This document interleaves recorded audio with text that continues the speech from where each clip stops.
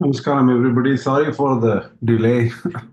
um, okay, I'm on record already. Let me start with the prayer. Asmat Guru Pyo Maha, Asmat Parama Guru Pyo Maha, Asmat Sarva Guru Pyo Maha, Shri Krishna Parabrahmane Maha, Shri Lakshmi Nrsimha Parabrahmane Maha, Shri Lakshmi Hayavadam Parabrahmane Maha, Sarvam Shri Krishna Namastu. Let me share my PowerPoint quickly.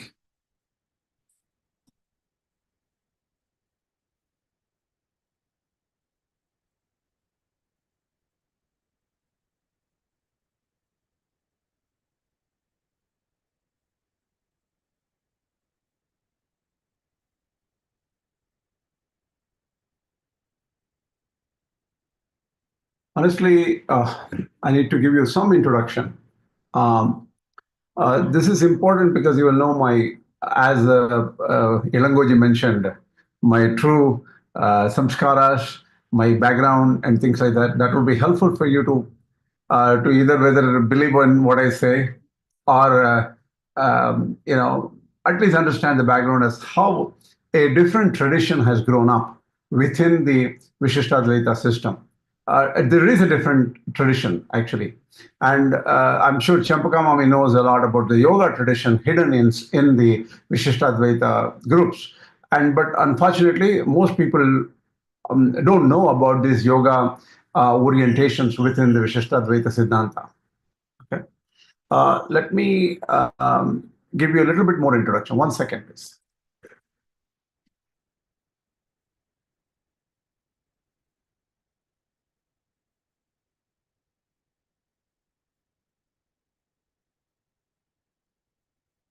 So, are you able to hear me first? Yes. And you can see my screen. I will put it on slideshow.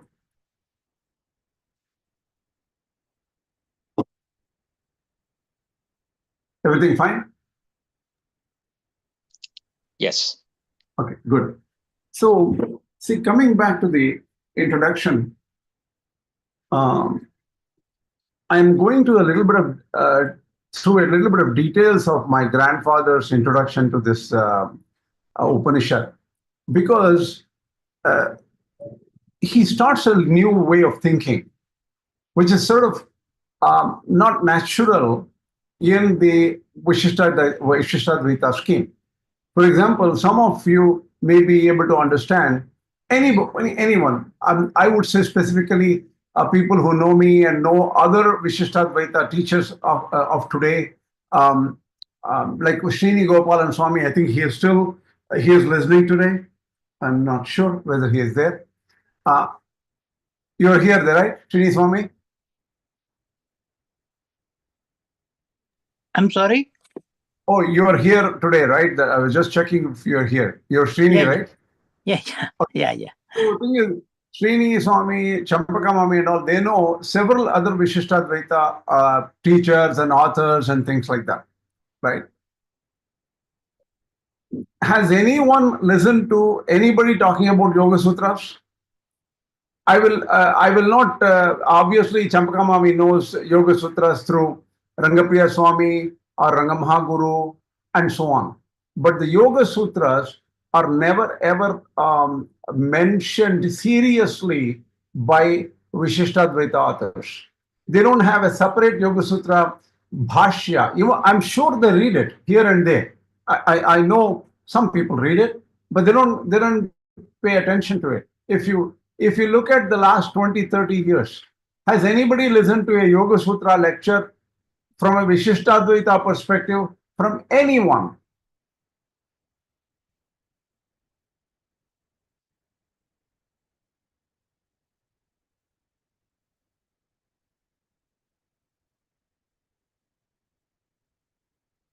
I hear silence. Any answer?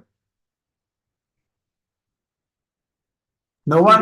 No. Yoga Sutras, no, I haven't had any lecture or any kalakshepam by Viśiṣṭādvaitic scholars on Yoga Sutras.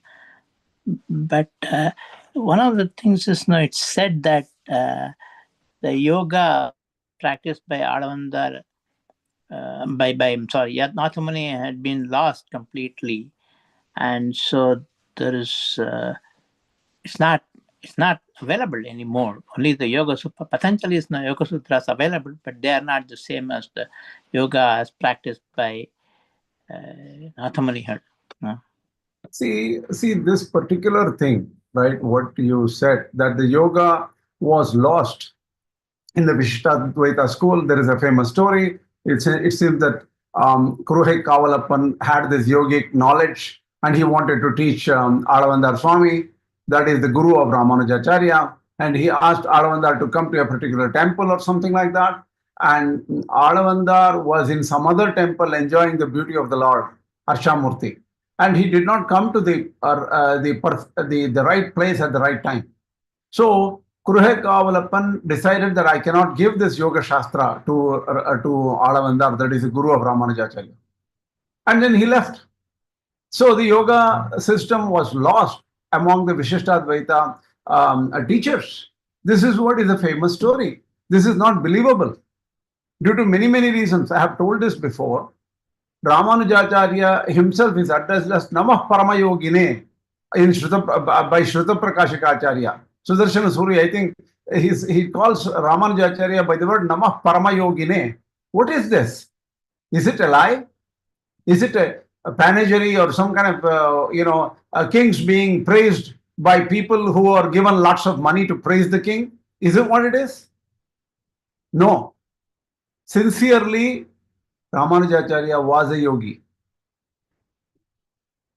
He says, dhyāna-yogena drishtva in the, do you know this term? Have you heard about this in the Vaikuntha Gadya, dhyāna-yogena drishtva?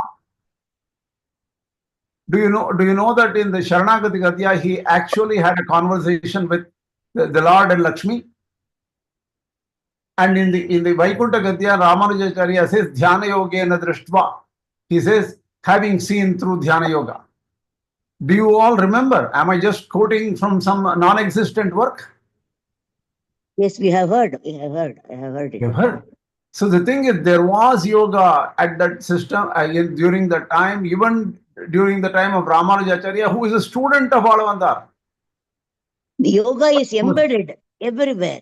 Even Vedānta Deshikas, this experience and whatever padya, whatever he has written, it's full of yogic implications. True. Without the yogic knowledge, nobody would have got such a type of experience. Yeah. See, Even Vedānta, his Pratyaksha of Garuda, I don't know detail. I'm very, very not poor knowledgeable about all these scriptures. And he what he was guided by what Garuda or whatever. That's exactly. also a part of yoga only. Yeah, see, he was asked to do Garuda Mantra. He was given Garuda Mantra. But you know what happened? Unexpectedly, Lord Hayagriva came in front of him. See, yes. in the Madhvacharya lineage, there is a great Acharya called Vādi-rāja. Vādi-rāja. For Vādi-rāja, the Hayagriva came from behind. Yes, that's true. For Vedānta Deśika, Hayagriva came in front. That all because of yoga only. This is yoga only. In fact, he says openly, Vedānta Deśika in the Stotra, in the Gopala Vimshati, he says, Nikateshu nishamayami nityam nigamantaihi adunapi mrugyamanam. So the Vedas are trying to find out where the Brahman is. But I am seeing that nityam, every day, very closely I see this Brahman. And he says, Yamalarjuna drishtabalakelim yamuna sakhika yavanam yuvanam. That is that Krishna I am seeing, who played on the banks of Yamuna river with the witness of Yamala and Arjuna trees, who are actually some Gandharvas. Right? So, there is no doubt. And Yoga Sutras are mentioned by Vedānta Deśika where? Where does he mention about Yoga Sutras? In Vedānta Deśika. Anybody can, does anybody remember? I couldn't follow your question, please. Where does Vedānta Deśika cite a reference to Yoga Sutras? Oh, not that detail, I don't know. It is actually in the Sthita Prajnasya Ka Bhasha Samadhisthasya Keshava, the second chapter, some shloka towards the end of second chapter. There are 4 shlokas where Vedānta Deśika breaks it apart. In fact, no other Acharya has done this. Only Vedānta Deśika cites 4 stages of yoga called Vashikara Samjna, Drishtanushavika Vashikara Samjna Vairagyam, Vashikara, and many other 4 stages he cites referring to Yoga Sutras. Right. So what has happened is it has become a little bit more academic. After Vedānta Deśika, things have turned out to be more into Shibhashya lectures, with all the Tarka, Vyakarana, Vedanta Charcha, Brahma Sutra Charcha, Upanishad Charcha, and all these kind of academic exercises have overpowered the underlying currents of yogic realization. Even recently, as recent as you know a great person called Mukkur Swami, Mukkur Lakshmi Narasimhacharya, Mukkur Swami. Anybody heard of him? No. Sri Swami, have you not heard about Mukkur Swami? Yeah, I heard of him. Yeah, he was a great yogi. True. And many people know about him. And he had divine visions of Lakshmi Narasimha. So there were yogis hiding here and there, but they have not come to public eye. They're very rarely they're out there, right? The practical realization means yoga only. Yoga only. Whoever is a philosopher, if he has experienced directly, that means the yogic experience only. There is no other way. No other way. True. So recently, in the T.R. Krishnamacharya, who became a yoga guru of the world, right? Krishnamacharya School of Yoga, and his baby B.K.S. Iyengar became very famous in yoga, and that became more into hatha yoga and exercises and asanas and things like that, right? So if you look at T.R. Krishnamacharya, he is supposed to have done a lot of research on Yoga Sutras, and he has published a lot of information called probably Yoga Vaisharadi or some kind of his own explanations of yoga. He has mentioned that. So if you look at the world, recent happenings in the world, the most famous one is B.K.S. Iyengar, who went abroad, and with Yahudi Menuhin's help, he published all the yogasanas, and apparently he has written a simple explanation of Yoga Sutras in his work known as The Light of Yoga or something like that. And I found out only today, I was Googling, I was trying to search even, Gemini AI tool, and asked that, is there any Yoga Sutra commentary from anyone in this world which belongs to the Viśiṣṭādvaita category of Vedanta? I asked this question. There was only one answer which came up, Yoga Deepika by Srinivasa Dikshita. I could never find this guy called Srinivasa Dikshita who wrote Yoga Deepika.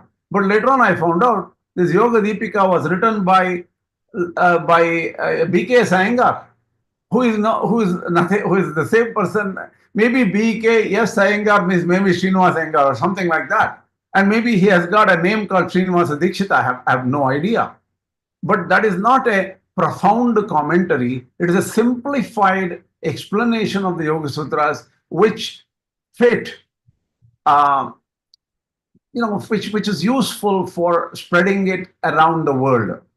He has done probably one of the biggest services to the world of yoga, right? He was all over the place.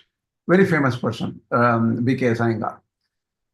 So his explanation, I wouldn't call it as a like commentary on yoga, but I'm not trying to reduce his greatness. He's an amazing person. Really spent all his life on yoga and mostly on the asana side of it. And I'm sure he studied all the theory and he has a lot of knowledge. I'm not commenting on that at all. Even T.R. Krishnamacharya group of people. No, he has a lot of knowledge. I have also gone through so a lot of knowledge. about Yeah. He's an amazing personality, no question about it. And he's also from the Mysore school, right? And obviously there is Rangamahaguru. What we don't know is whether Rangamahaguru actually commented on the Yoga Sutras or explained Yoga Sutras. I don't know much about it. One possibility is there are some lectures on Yoga Sutras by Rangapriya Swami, which I have not heard more. I've just heard here and there. Rangamahaguru explained many of the Yoga Sutras for particular devotees who have approached him when they approached him privately, and whenever they had questions, he has given personally at that time. Not as a lecture, as a not as a lecture. Yes, not. See, yes, not. Yeah, given. what I have heard is there are a few lectures or limited number of lectures given by Rangapriya Swami based on what he understood from Rangamahaguru on the Yoga Sutra. He took a class in Vijñāna Mandiram, and I had been there. I followed all the classes. How many classes were there? More like 10, 15, that's it, right? I don't know. A to Z, I had made notes also of it. But he did not complete the Yoga Sutras, did he? I don't remember because of my age. Okay. What I heard from one of the other people connected to the Rangapriya Swami said that those lectures are not complete. There are only few lectures, and I have heard a little bit about them. Right? So there's no. I don't think there's a complete Yoga Sutra explanation. The records are available there. Yeah, but they are not complete. There are only 7 or 8 of them. I'm almost sure of it. Okay, I've recently talked to them about it, so I know that. So coming back to the whole thing, why am I giving this introduction is, even if you look at Uttamur Viragvacharya and other people who wrote about Tatparya Chandrika, they've definitely studied Yoga Sutras and they have explained a lot about Yoga Sutras. But the practice of yoga has gone down severely in the Viśiṣṭādvaita system of thought. Is it agreeable to everybody? Go ask all your teachers. Ask Kaniyambakam Swami, ask Vasudeva Tattacharya Swami, whoever are the best experts of Viśiṣṭādvaita today. They will pretty much agree with this. Okay. Anyway, with this introduction. Our Guru he knows every little bit of yoga because of his own. No, true. That is very understandable. Only thing is, we don't have a very great, powerful description of Yoga Sutras from anyone today. He did not talk particularly on his own. When asked by several, whoever asked, he explained to them only about that. Yeah. See, the thing is, I don't know. Siddhi, and when you go in the yogic experience, the whatever the thing that dissuades you, the spirits that dissuades you from doing dhyana, that also he has spoken to me, with me. Yeah. See, yes. See, the thing is, what it is we don't have a publishable, clear explanation of Yoga Sutras yet, right? That's what I'm asking. That's what I'm telling you. And the only one Yoga Sutra explanation from the Viśiṣṭādvaita school, whether it is good, bad, ugly, or wrong, I don't know, was actually written by Patañjali, my grandfather's brother. And that is available in English. We are trying to edit it before publishing. We are not there yet. And I'm trying to study Yoga Sutra separately now. And maybe one day I will publish it within this year. And somebody is asking me to publish it within this year for some reason. Let's see. That will be a great contribution. Yeah. And I'm welcoming it. See, we're all welcoming I don't know if my grandfather's brother had met Rangamahaguru at all. And only thing is, I know he told me that he specifically went to Tiruvannamalai and had conversations with Ramana Maharshi. So he has met Ramana Maharshi face to face and stayed there in Tiruvannamalai for several days. That my grandfather told me while he was teaching me. According to my knowledge, none of your grandfathers met our Guru. Exactly. True. You're right. You're right. Okay. Sorry for the long conversation, but this was necessary for people to know why we are studying Kenopaniṣad based on my grandfather's writings because he has done something phenomenally different. I'm more surprised because I had not read his book on Kenopaniṣad till now, and I had studied his Īśāvāsya Upanishad, and it was very tough because his yoga understanding he has built in the yoga system into the Īśāvāsya Upanishad lectures. So it's hard for me to, how does it come up and where does it come up and things like that. So I had sort of, when I taught the Hindu University of America twice, Īśāvāsya Upanishad, I had just glossed over it.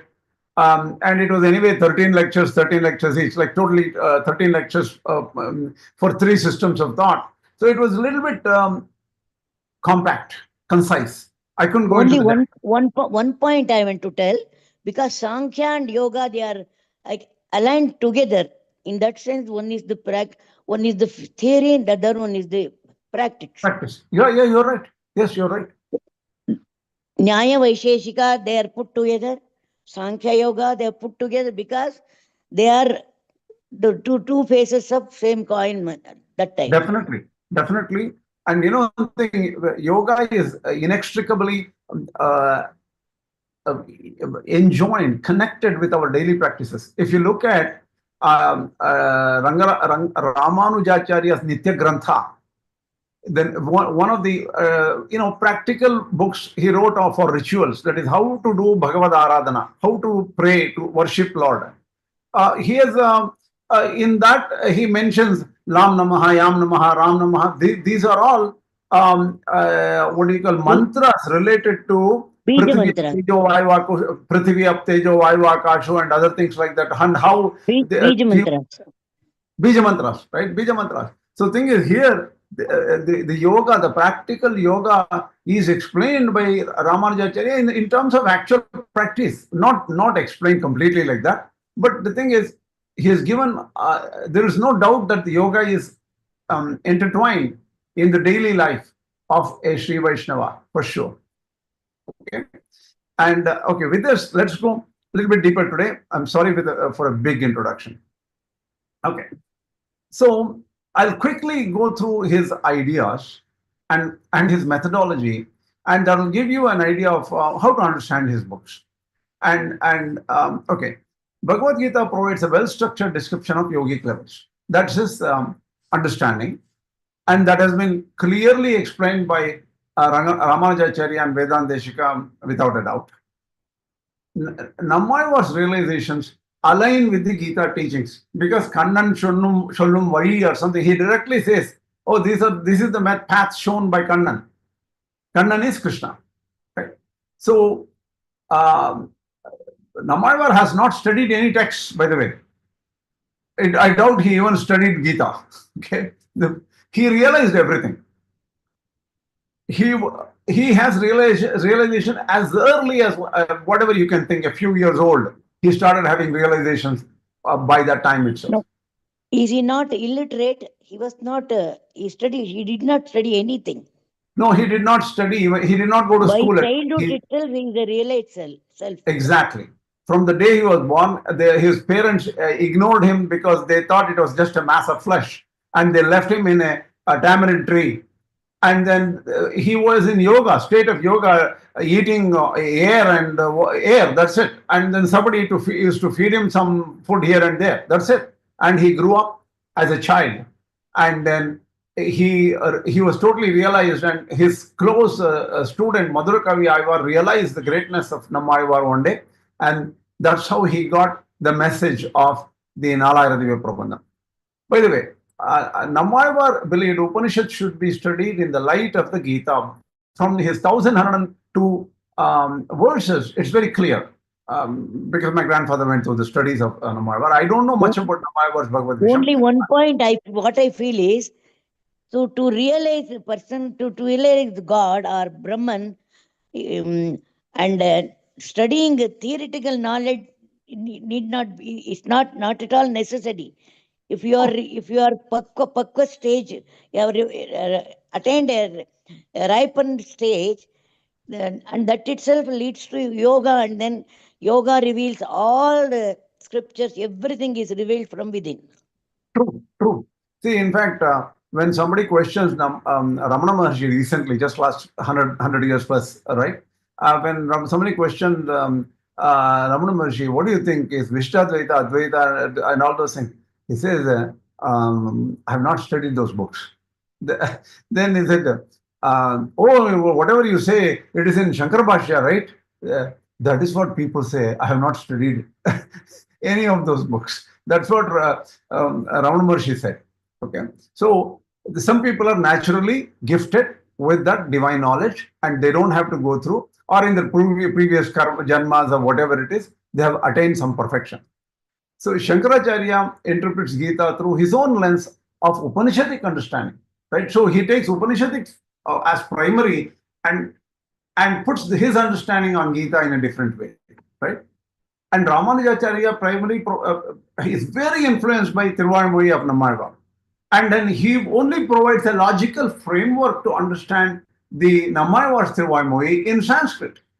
And he never wrote a Tamil book, that is Tamil work at all. He never did. Rāmānujācārya did not write in Tamil at all.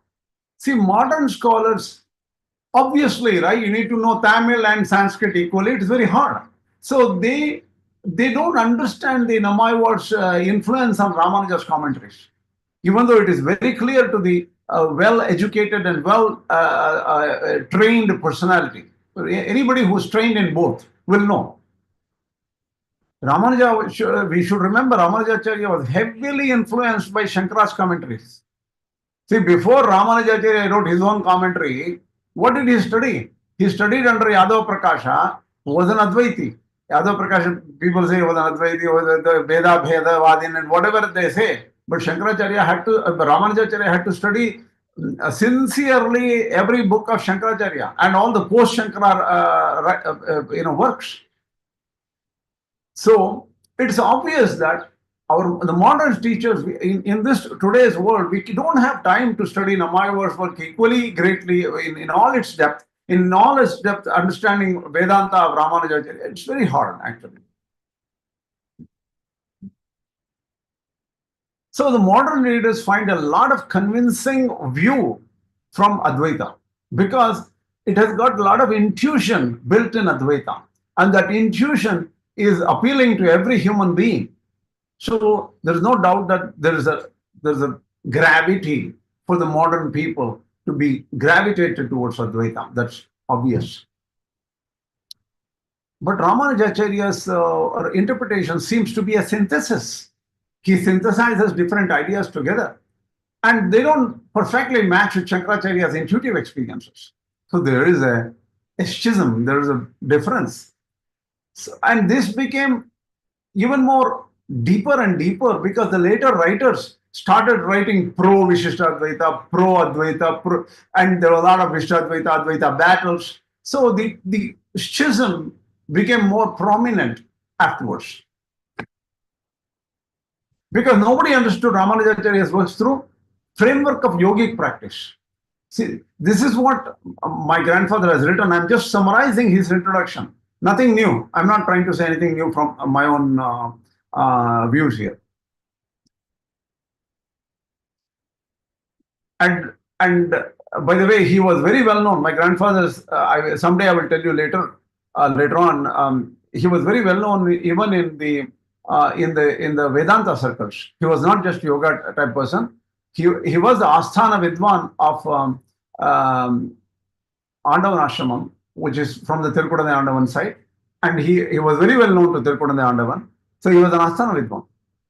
And even earlier Andavans like Akur Andavan and Tembere Andavan had great respect for his knowledge. So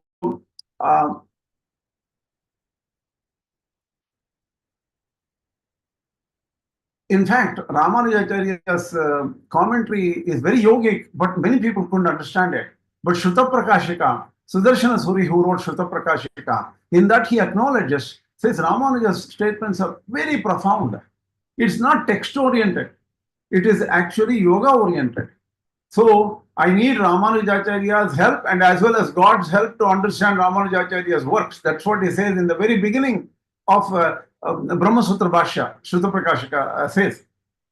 So Viśiṣṭādvaita students lacking yogic background will have tough time to understand the 32 vidyas identified by Rāmānujācārya in the Upanishads.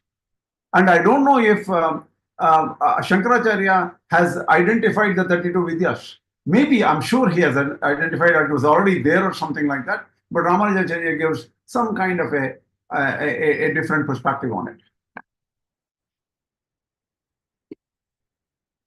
See, the question of whether Rāmānujācārya was a yogi to the same degree as Shankaracharya is not directly relevant to the main point, according to my grandfather. Followers of Shankara think that he was a yogi. Followers of Rāmānujācārya thinks that he was a yogi. And both of them believed in them as the highest, knowers of knowledge and yoga. But what happened was there was an unintentional change in the Viśiṣṭādvaita system, which also caused the decline of yogic knowledge in the Viśiṣṭādvaita school. Rāmānujācārya, people believe his student and most students believe that Rāmānujācārya gave a simpler path to moksha by the path of Śaraṇāgati or Prapatti, right? So because of that, most people in that school, I have a simpler method. Why do yoga? Why get into all these things? I'll try to read whatever textbooks I have in that particular school, and Śaraṇāgati is done once. And once I surrender myself to the Lord, He will take care of me. So I don't have to go through the difficult processes of yoga. The Śaraṇāgati technique is very, very difficult. It is very, very difficult. You cannot surrender yourself like that so easily. It's not at all possible. Yeah, see, this is possible. Okay, we will take this discussion because it's very controversial and difficult for many people, right? Because there's so many ritual aspects of surrender. Thank you. And non-ritual aspect of surrender and of the philosophical significance behind surrender is very complicated and not a topic for today or any of the discussions we would have. They are all rahasya granthas in Mumukshupati and Rasatra Sara. Let other people read it and study under the great scholars who know it. Finally, so definitely that has contributed in the Viśiṣṭādvaita system to reduce to decrease the focus on yoga, right? But what my grandfather points out is, if you don't understand yoga, you will not understand the heart of the Viśiṣṭādvaita school. So understanding yoga, even doing some practice of yoga and getting direct hold of that science is very necessary, according to my grandfather. What he complains in his introduction is, look, people first study Sanskrit. They go through, Kavya, Nataka and all those things, Kalidasa, Maga, Dashakumar Charite, Raghuvamsha, and all this work, Shakuntala. These are all Sanskrit texts. They first study Sanskrit. They study some grammar, Siddhanta Kaumudi and all. They study some Tarka, Tarka Deepika or Siddhanta Muktavadi, Nyaya Siddhanta Muktavadi, or any kind of Nyaya text. So they get to some knowledge, right? Then they immediately shift over to study Sri Bhashya. Because Rāmānujācārya has said, before dying, one should, if you have the capacity, intelligence and things like that, you have to study Sri Bhashya and also teach other Sri Bhashya. That is his parting message to his students. So what happens? People say, oh my God, I don't have much time. I have so many problems in my life. I might as well pick up one or two things. And Sri Bhashya is the right thing for me, and let me study them. And if they study Sri Bhashya without a firm understanding of Gita and Upaniṣads, then that's not a good way to do it. And it leads to confusion. And some people say, oh, I have a simple answer for it. We don't have to study Upanishads. We can just focus on the Vishayavakya Deepika, a commentary written by Rāmānujācārya, which says he has picked up the Upanishadic statements which are relevant to the Brahma Sutras or relevant to the Sri Bhashya. And from that, you study that and that's enough. What happens is, according to my grandfather, if you study stray statements of Upanishad statements, Tattvamasi, Aham Brahmasmi, or Nehana Nasti Kinchana. These are all just Upanishadic statements just pulled out of the context. And if you study them separately, like strings, even if you study all the background and things like that, you will not get the larger picture. You have to go into the Upanishad and understand the Upanishad. That's what he is saying. And yogic levels have to be understood. So, this, because of the complexity, many people have given up deep study of Viśiṣṭādvaita. That's what he's saying.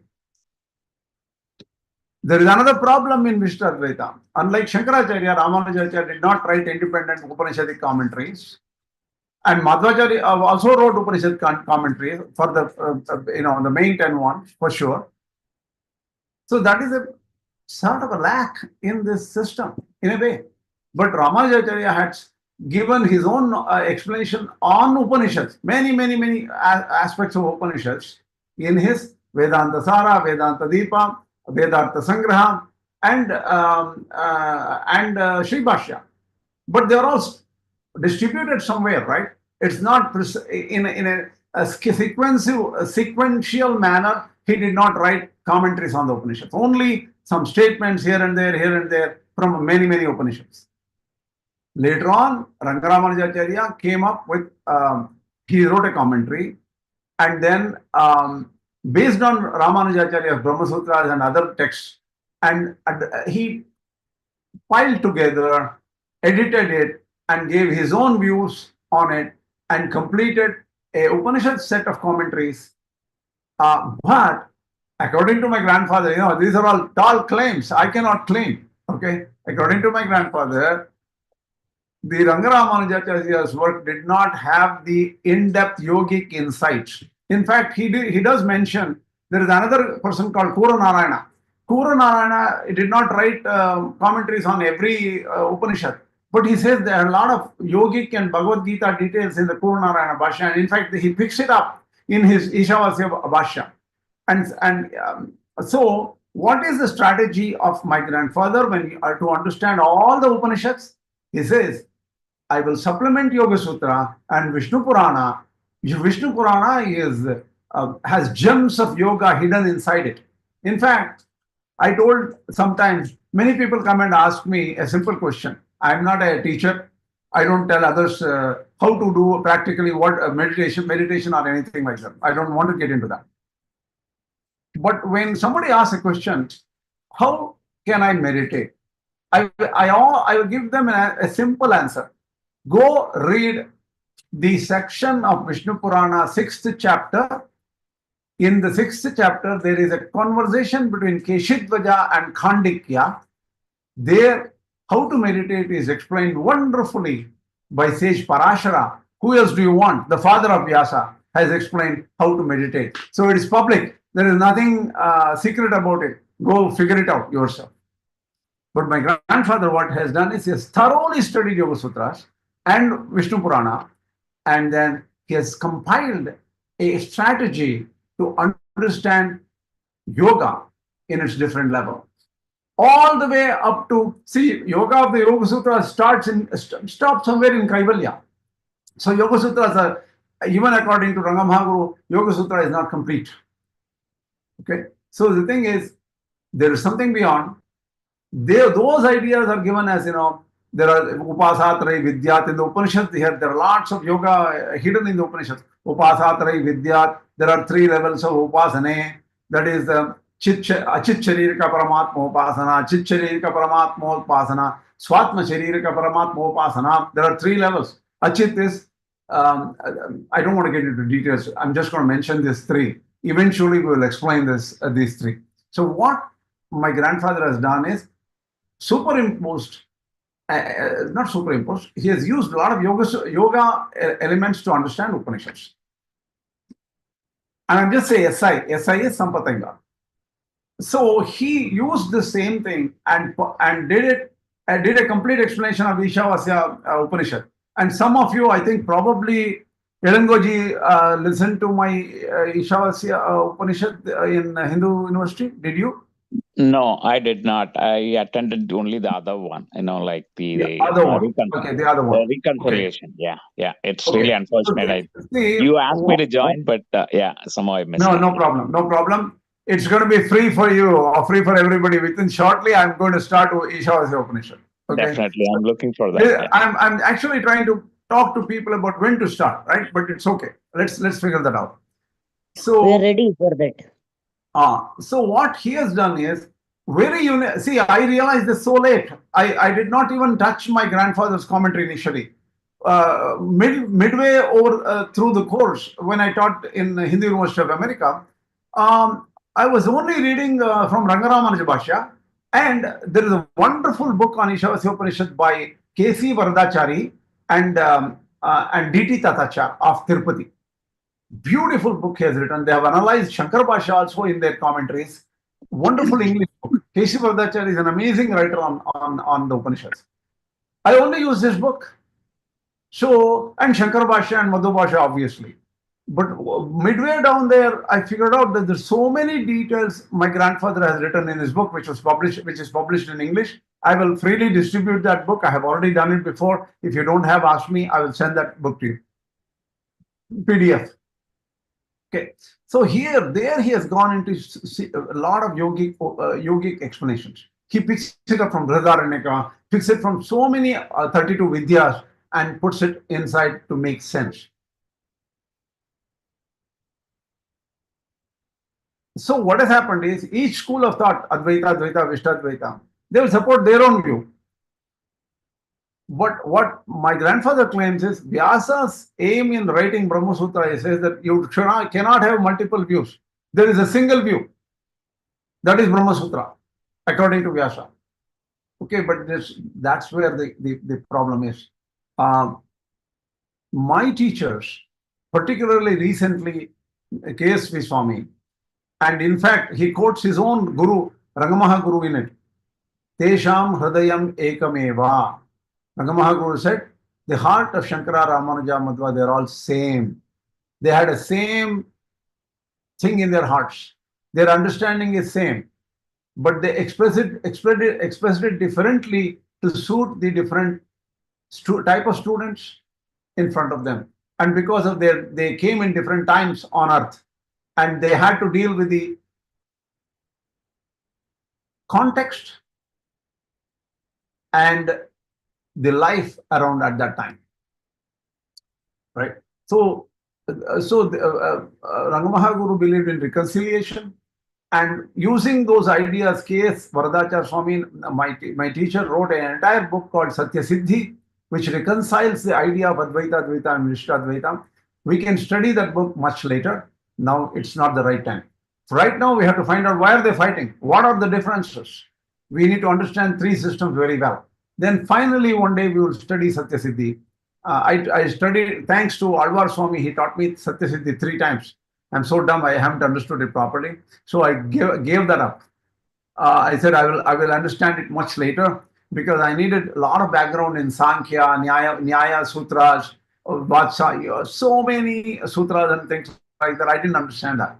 So we'll get there someday. Even Gita got interpreted through their own schools of lens. Schools lens means perspectives. Finally, what my grandfather says is, why don't we look at the Śānti Mantras? Each of these Upanishads came from some, Chandogya or something. Chandogya came from Samaveda, right? There is a Samaveda Śānti Mantra. Kenopaniṣad also came from Samaveda. There is a Śānti Mantra. We need to understand what that Śānti Mantra is. Śānti Mantra gives you idea of the summary of what it is. So in fact, Krishna identifies himself as Vedanam Samavedosmi. So Chandogya is a very powerful Upanishad. So what my grandfather is saying here is, focus on the Śānti Mantras to get an idea of the whole Upanishad. Even Ishavasya has a Śānti Mantra called Om Āpyāyantu Mamangani. It starts like that, right? The Śānti Mantra of the Kenopaniṣad is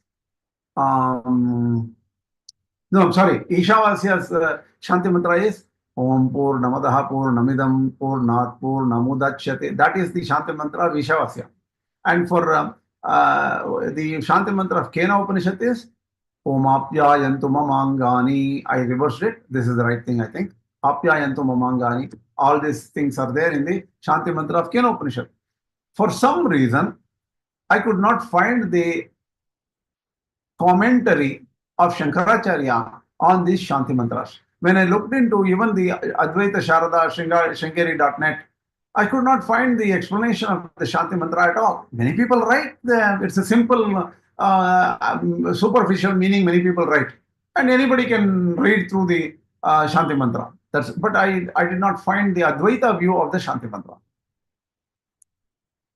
So what Patañjali is saying is, try to understand the Kenopaniṣad through the very first invocation of Śānti Mantra. And even the Ishavasya Upanishad has to be understood in the light of the Śānti Mantra. That is his view. Now, what is this? Pūrṇamadaḥ Pūrṇamidam Pūrṇāt Pūrṇamudachyate Pūrṇasya Pūrṇamadāya Pūrṇameva Avashishyate. Om Shanti Shanti Shanti. That is the whole, what this means thing? Pūrṇamadaḥ, that is whole. Pūrṇamidam, this is whole. Whole is full. Wait a minute, I had a different, just a second.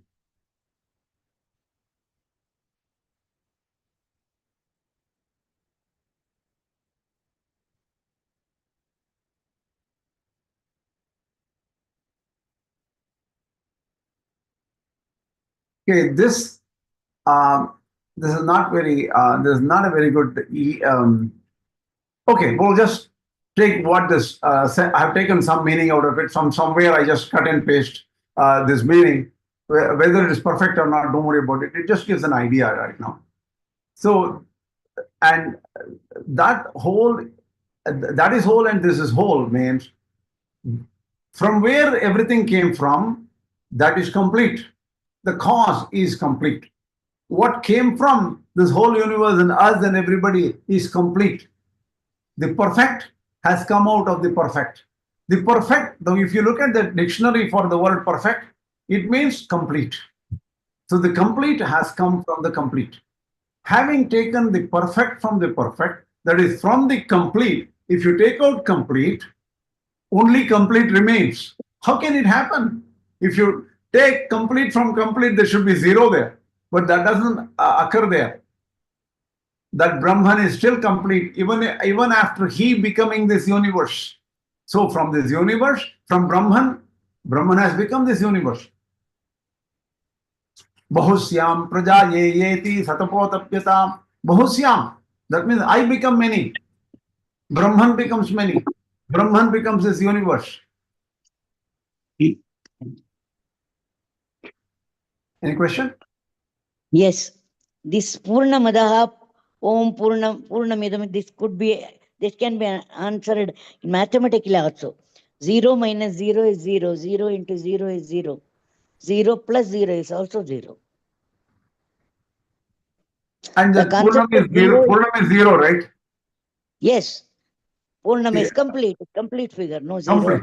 Complete, you can, but the problem is that interpretation gives zero as more like nothing. And if it says nothing, then what happens is it becomes more like Anatmavada of Buddhism, right? No, zero concept has been, it was discovered by only in East, our philosophy. No, India. I heard the other way, like it's infinity and then infinity multiplied by infinity is infinity. That's the other. That also See, I think infinity is a better choice here. Better choice. No, zero is also, zero means the complete figure. Zero means not, it should not be understood in the meaning of nothing. Completeness. No, I know what you mean, but if you look at all of us here in this small, group here, most of us are scientific in nature. Most are mathematics and scientific background people. More knowledgeable than me. Yes, that's These true. people, in this crowd, if you mention the word zero, we have no other concept other than thinking it is nothing. Problem is that, Okay, so it's very hard for us to think that zero is complete. Okay, all right. Then let's see, this is a very beautiful verse, because there is a adhikarana in the Brahma Sutras called Krishna Prasakti Adhikarana. Krishna Prasakti Adhikarana, what it says is Brahman is the cause of the universe and Brahman is the material cause of the universe. So Brahman himself transforms himself into this universe. If he transforms, then nothing is left out, right? Brahman cannot be left out. But the Krishna Prasakti Adhikarana says he is complete and he is still there, and he is now, no changes occur to him. Why is this said? Is don't think Brahman is a mathematical puzzle for you. Don't think Brahman is a physical entity for you. Brahman is beyond all physics, all rational conception. It basically baffles all thinking. So don't make Brahman as something which can be understood through thought or any kind of logic. That's beyond. So this is the Śānti Mantra of Ishavasya Upanishad. And this Ishavasya Upanishad basically says what comes out of this Brahman is the individual self, right? All this. And this individual self is also divine. And this relationship, this also indicates relation between the Supreme Self and the individual self. And individual self is the Amsha of the Supreme Self. Amsha means a part, in a way. It sprang from the Supreme Self. This is also indicated here in this verse. We'll go for a few more minutes and we'll stop. Okay, that will be an hour. In about next 7 or 8 minutes, we'll stop. The next Śānti Mantra is Om Āpyāyantu mamangani vākpāna chakshuhu shrotramatho balam. So the thing is, it says, Om, may my limbs be nourished. If I don't have good body, I will not be able to understand God. My speech be correct. My breath, ear, eye, also the strength and all my senses, let them all act properly. Let them all function properly. All Sarvam Brahmopanishadam, all this is Brahman. And this is Upanishadic teaching. The essence of Upanishad is all this is Brahman. Sarvam Khalvidam Brahma, they say that. Another term, another sentence of the Upanishad, everything is Brahman.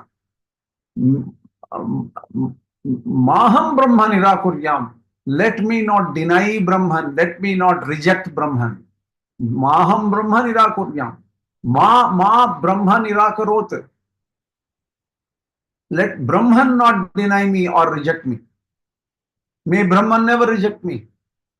Without his help, I will not be able to get what I want. May there be freedom from rejection. Anirakaranam astu. Anirakaranam me astu. May there be freedom from rejection be mine. May that freedom from rejection be mine. That means let me not deny anything. Let me not be denied by Brahman. May that knowledge be firmly established in myself. Tad atmani nirate ya Upanishadsu dharmaha te ma'isantu te ma'isantu.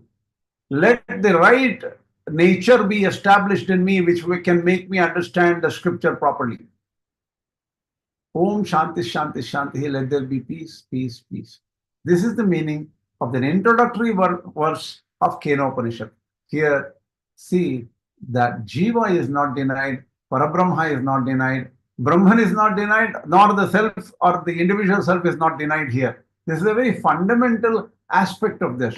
In fact, prayer against rejection. The core of the mantra is a prayer to avoid separation or denial of Brahman and to be accepted by Brahman. This reflects humility and a desire for true understanding. What is the humility here? That I will not be able to find the answer by myself.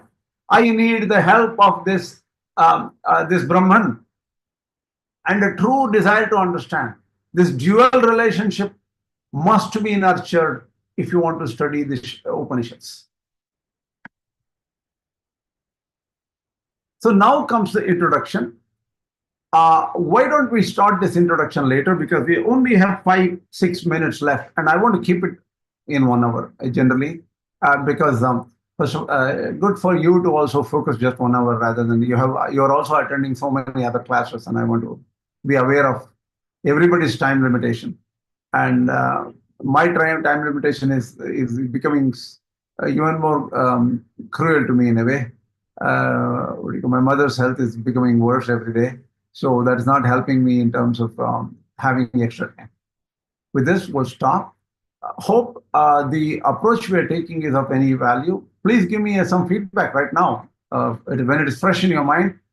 We are taking we are going to go through his yogic interpretation and then pick up the Ramanuja textual interpretation. We both are supporting each other in a way. They are not going to be against each other. This will give you, and I'll also send you a book on Kenopaniṣad written by K.C. Varadachari. We'll follow that book. It's very easy in English. That I had not found at all. I will distribute it very soon. So why are we doing this? We are studying the Viśiṣṭādvaita view here. And K.C. Varadachari and D.T. Tadacharya has done a phenomenal work there. But we are taking the yogic interpretations given from my grandfathers first. And because if we are going to study the rest of the Upanishads, you're stuck with me. And if unfortunately, to be honest with you, none of his next generation, my grandfather's next generation, none of them have access to his books. If you look at children's relatives and all those things, maybe we are like 100 combined family, 100 people in all the brothers sisters family, but none of them have access to the books, and they were given to only few people. I have a few manuscripts, and it's all broken down. Some people have some other notes. We have to combine all of them and make sense out of it and publish. And in fact, unfortunately, I am stuck with that responsibility because I was one of his students for 4 years. So you're stuck with me. So I'm going to study that and teach you. I said you are the blessed one, and we are blessed to be with you. Thank you. Yes, very true. I also agree that we are also blessed. Unfortunately, I had to start a bit late because of some connectivity issues here, but this was an excellent class. And one of the things about zero and infinity, there is a book actually I read a couple of years back where the scientist says that zero is just that's the mind creates a kind of a boundary complex with the zero. A zero is boundless and it becomes infinity actually, mathematically as well. See, that would be nice to understand. Someday I will understand some simple mathematics in my life. My intention of That is telling true. zero is when you start with a dot, if you want to complete it, it has to reach the dot only. It's True. complete. In that sense, I said zero. Definitely. And see, this is very powerful because as a yogic concept, see, that's where from the seed comes the tree and it has to go back to the seed, right? Like that. Completion. In that meaning, I said zero. That's all. Perfect. No, his statement is correct also because, like the inverse of zero is infinity because both of them are well connected. It's not that it is not connected. There is a strong connection. Yeah. Yes, in that sense only I explained. Maybe I did not Both are say right. the proper. Yeah, both are right. Yeah. Both are right. By the way, there was another question by Ramaji. What is it? Yeah, I want to tell you these asanas we do. I've been doing yoga for many years. The asanas we do follow a particular breathing pattern, and every asana we do follow the mantra, like the Isha Upanishads mantra or Gayatri mantra with the breathing technique and the asanas. So I do find a connection between both the yoga. Definitely. See, our whole culture is built on this. In fact, Rangamahaguru has done a lot of work on saying that the Natya Shastra, that is the Bharatanatyam and all, they're all Vedic and Upanishadic, and also the arts, even the temple arts, the structure of a temple and the architecture of a temple, everything is yogic in nature. Actually, I was surprised to see.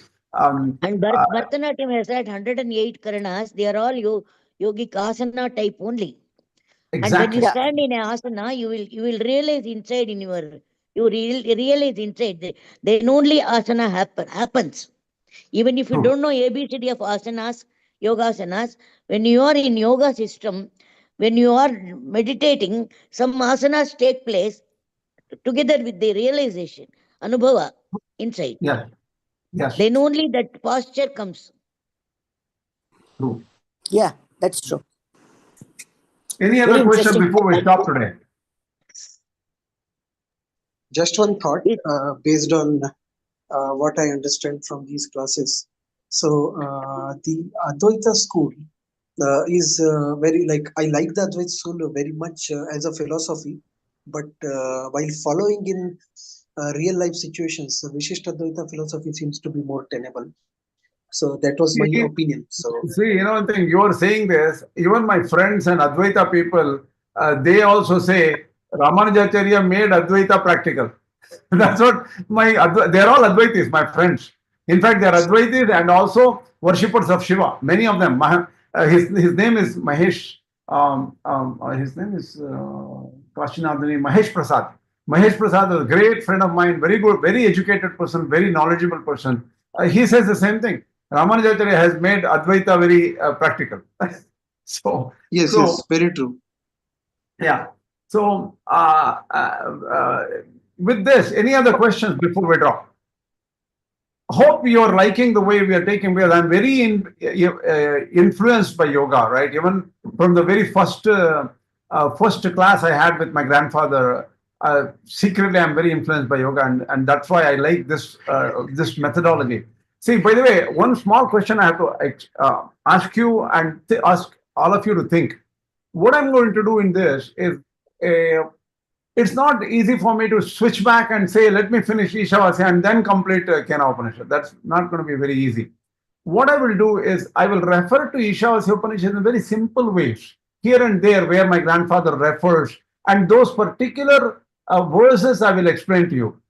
And complete in my grandfather's book, which is not, it's going to take only 4 or 5 classes or 6 classes, that's all, whatever my grandfather has said, because we're going to go on a summary way, right? We have already studied the words of Kenopaniṣad through Shankara Bhashya, so pretty much there's a lot of commonality. We don't have to explain every word. We will go through the yogic view in Kenopaniṣad, but my grandfather will obviously refer to so many yogic background in the Ishavasya Upanishad before he says Kenopaniṣad. So we'll figure that out.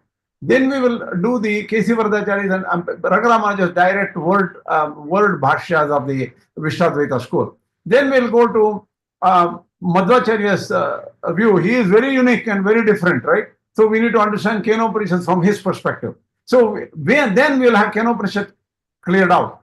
Then we'll go to Ishavasya, just like how we started before, Shankara Bhashya, Vedānta Deśika's Bhashya, and Madhu Bhashya we'll go through. Is that okay? Okay. Yes. Yeah, okay. All right. We'll take this route. Only one point I want to tell. That is the Sankalpa Mudra we do know, you men do. It has got many yogic experiences along with it. When you say Sankalpa Mudra, we put my left hand below, right hand on top, and all the 5 on the fingers right lap, right?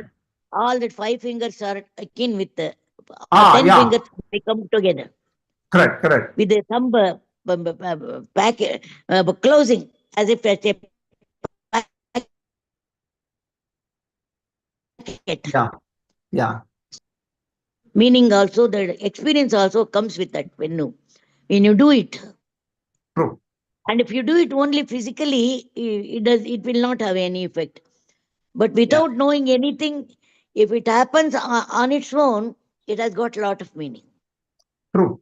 That is why our daily practices in the rituals have Anganyasa, Karanyasa and all, they have meanings. Yes. Okay. Everything. All right, I'm going to stop here. I need to rush a little bit, a lot of work today. Asmat Guru Pure Mahatma, Parma Guru Pure Mahatma, Sarva Guru Pure Maha, Shri Krishna Parabrahmane Maha, Shri Lakshmi Nasimha Parabrahmane Maha, Shri Lakshmi Hayavadana Parabrahmane Maha, Sarvam Shri Krishna Parabrahmane. Thank you. Namaskaram. Thank you. Thank you.